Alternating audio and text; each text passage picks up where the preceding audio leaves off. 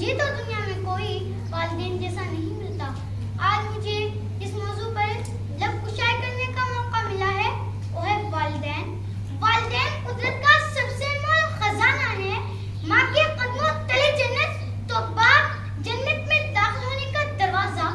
ماں ہے بیلول جذبے اور محبت کا پیکر تو باپ خلوص و دلجوئی کا حسین شاہکار.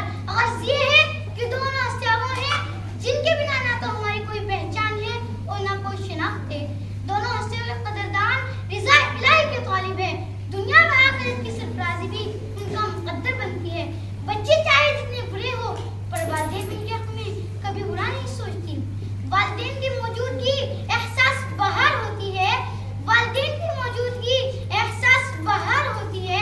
ان کی خدمت سے ہی سب کی کشتی پار ہوتی ہے. ان کی خدمت سے ہی سب کی کشتی پار ہوتی ہے.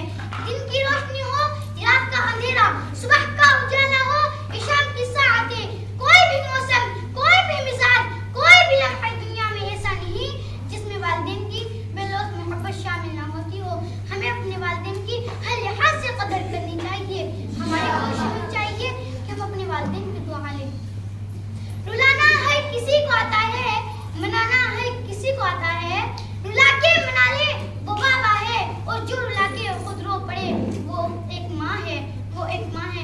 والدین اس دنیا کا عظیم رشتہ ہے جن کو قریب پا کر ہم اپنے آپ کو تازہ دم محسوس کرتے ہیں. ماں ہو یا باپ، ان کی ایک مسکراہٹ ہمارے لیے ایک نئی زندگی اور ایک نئی راحت کا شاخسانہ ہوتی ہے. اے ہوا سن لے ذرا، لبوں پہ ان کے کبھی بددعا نہیں ہوتی. لبوں پہ ان کے کبھی بددعا نہیں ہوتی.